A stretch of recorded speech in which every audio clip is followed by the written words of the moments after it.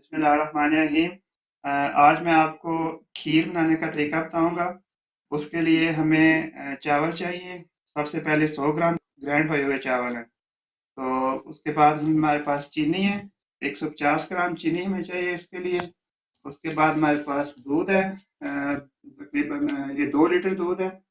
और ये नॉर्मल दूध है जो घर में इस्तेमाल होता है। उसके बाद ये इलायची है। इलायची मेरे पास साबित है, मैं इसके दाने निकाल के तो उसको थोड़ा सा ग्राइंड कर लूंगा। उससे उससे जायका अच्छा आता है खीर का। और उसके बाद फिर ये सौगी है, तो किशमिश जिसे कहते हैं। और पिस्ता है उसके बाद हमारे पास। और उसके उसके बाद ये बादाम है। पिस्ता और बादाम आप अपनी मर्जी से जितना आप चाहें वो आप डाल सकते हैं उसमें। उसके बाद मैंने एक बड़ा रेशका लिया है और उसमें मैंने दूध डाला है। तो एक डब्बा डाल दिए मैंने दोनों। एक दूसरा डब्बा डाल रहा हूँ।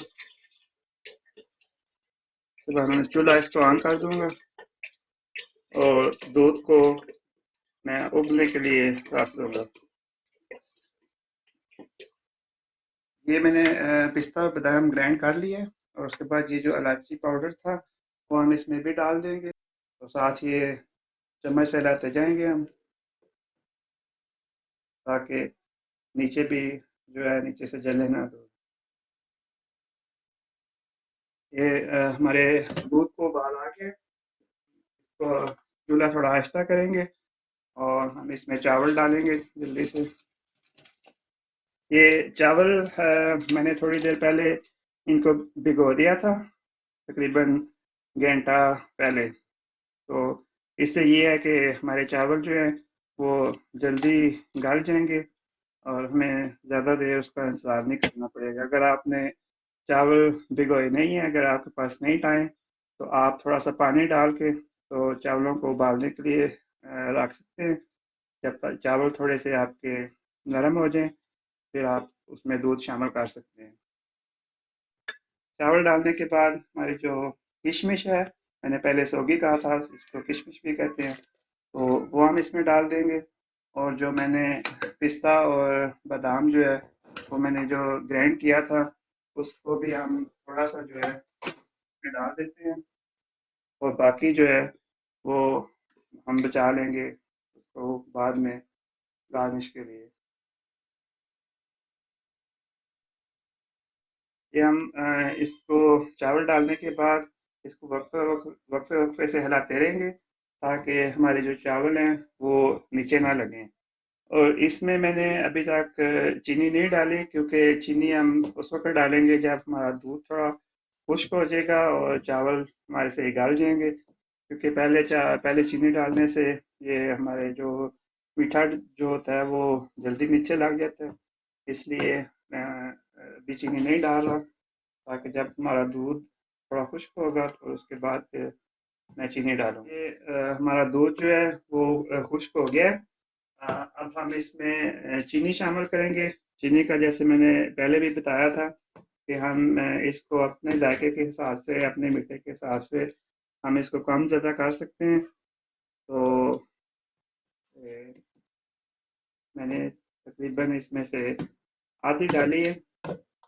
और इसको थोड़ा साथ साथ हिलाते भी जाएंगे, ताकि हमें जब मीठा डालते हैं तो उसको ज़्यादा हिलाना चाहिए, ताकि नीचे ना लग जाए चावल, उसमें नीचे ना लग जाए। ये अब हमारी खीर जो है वो तकरीबन तैयार हो गई है। सही इतनी थोड़ी नरम होनी चाहिए, क्योंकि जब हम इसको डिश आउट करेंगे उसके बाद ये गाढ़ी हो जाएगी। तो इसलिए जो इतनी हमारी जो खीर है, इतनी नरम हमारी खीर होनी चाहिए। अगर हम इधर सख्त करेंगे तो फिर बाद में हमारी जो है वो और ज़्यादा सख्त हो जाएगी, फिर वो उसका इतना मज़ा नहीं आएगा खाने में।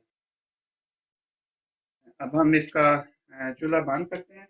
अब मैं इसको डिश में निकाल लूँगा। बिस्मिल्लाह।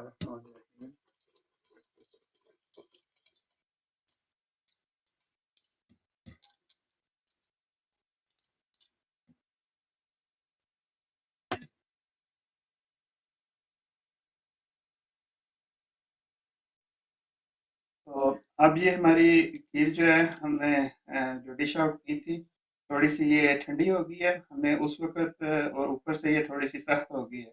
उसी वक़्त हमने पिस्ता बादाम इसलिए नहीं डाला था कि जो हाँ, वो उसी वक़्त जब डालें तो फिर वो उसमें मिक्स हो जाता है। तो अब हम ये डालेंगे तो ये इसके ऊपर रहेगा और जब हम इसको खाएँगे तो साथ ये पिस्ता बादाम का जो जायका आएगा उससे इसमें इसका मज़ा जो है वो और बेहतर होगा और दुबाला हो जाएगा मज़ा। ओके, अब हम इसको चेक करेंगे कि ये कैसी बनी है। बिस्मिल्लाहिर्रहमानिर्रहीम। थोड़ी सी हम डालेंगे चेक करने के लिए, बाकी बाद में खाएंगे।